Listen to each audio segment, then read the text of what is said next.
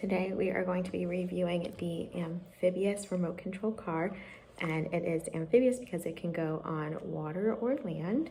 So we have the blue one. It has these like 4 big wheels. It also comes with this handheld that is where you use as the remote, which works with this battery. And then they also comes with this USB charger for the battery, and they give you a screwdriver, which is great because you have to unscrew here to put the battery in and out. So how great that actually comes with one. You're not searching your whole house for it.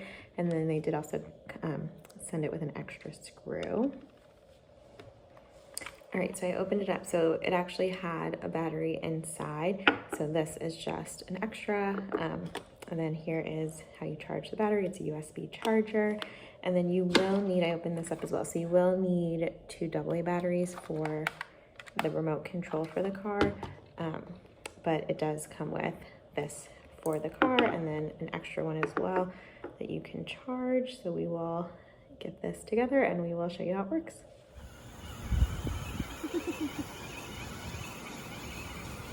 Make it go forward. Go forward. Uh-oh. You gotta go the other way.